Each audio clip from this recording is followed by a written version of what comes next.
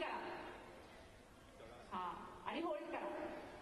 कोणी पाय खाली नाही ठेवायची. काय करतोय 5 4 3 2 1. हात मागून खाली येते.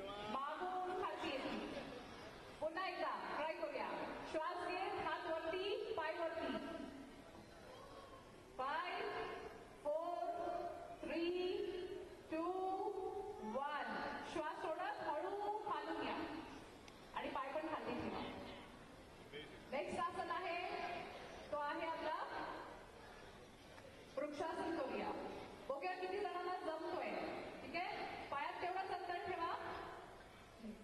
एक पाय तुम्हाला हळू एका जागेवरती केंद्रित ठेवा. लक्ष हे तुमच्या मनाला बुद्धीला शांत करतं. वयाच्या 80 वर्षाला पण तुम्हाला सगळ्या गोष्टी आठवतील जर तुम्ही हा आसन रोज केला तर. पाठीचा कडा एकदम स्ट्रॉंग होतो. ठीक आहे. सो बघूया किती जणांना जमतोय तो. तुम्हाला हळूपणे तुमचा पाय वरती उचलायचा आहे. वरती. ज्यांना वरती जमत नाही त्यांनी गुडघ्याच्या खाली ठेवायचा आहे. ठीक आहे. आणि हात किंवा पुढे ठेवा किंवा ज्यांना वरती डिफिकल्ट आहे त्यांनी समोर ठेवा. हा राईट दादा सर. हा पण हात समोर आणि एकमेकांवर पडायचं नाही. चेहऱ्यावर स्माइल ठेवा आणि एका जागेवर लक्ष ठेवा. रोज प्रॅक्टिस केलं तर तुम्हाला नक्की जमेल. ह्याच्याने तुमचं माइंड खूप शार्प होतं. तुम्ही जरा सुद्धा तुमचं लक्ष इकडे तिकडे डिस्ट्रॅक्ट नाही होत. हळूपणे पहिली हात सोडा मग पाय. आता दुसरा पाय. तुम्हाला लक्षात येईल तुमचा पाय जास्त स्ट्रॉंग आहे बॅलन्स करताना. एकमेकांवर पडू नका.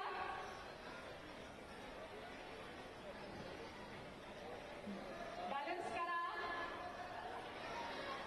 आज समजेल तुम्हाला योगाचं महत्व. आपल्याला सरळ उभं राहता सुद्धा येत नाही.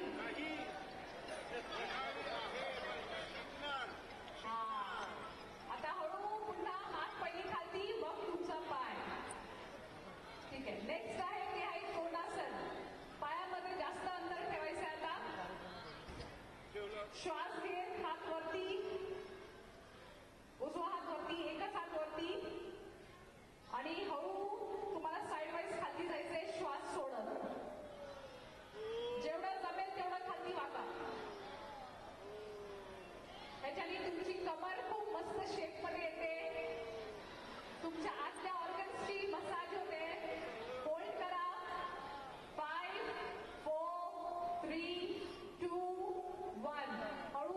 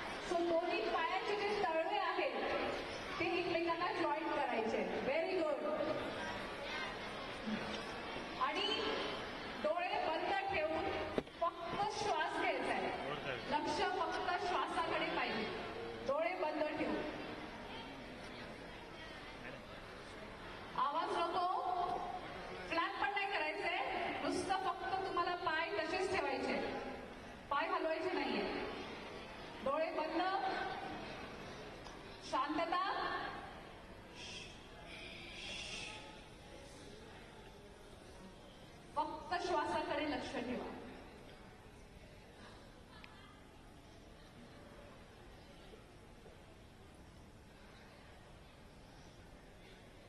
एकदम दीर्घ श्वास घ्या.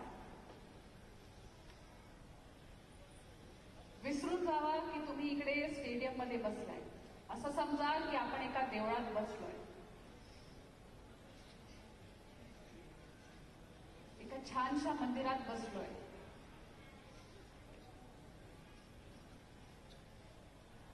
तुमच्या आजूबाजूला सगळे देव बसले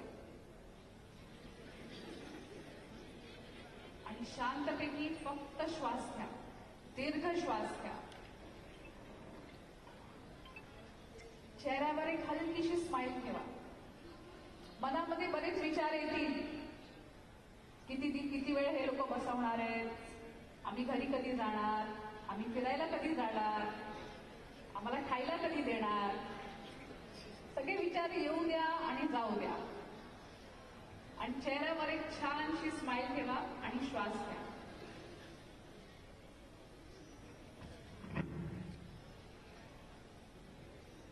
दीर्घ श्वास घ्या. डीप श्वास. Deep inhale. दीर्घ श्वास घ्या. हळू श्वास सोडा.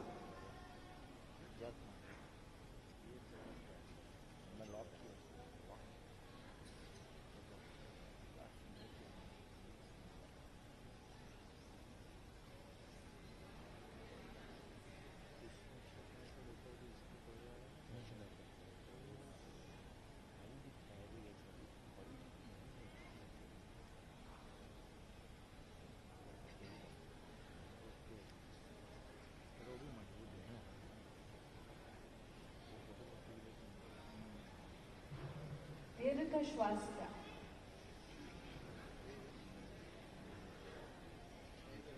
आता हळूहळू तुमची जी पायाची आहे ती मांडी घाला. जशी आपण मगाशी सुरुवातीला मांडी घालून बसलेलो. हळूहळू डोळे बंदच ठेवायचे.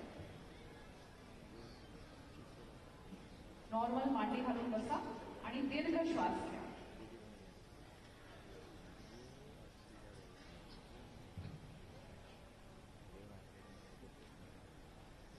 चेहऱ्यावरची स्माइल नाही जायला पाहिजे. हा.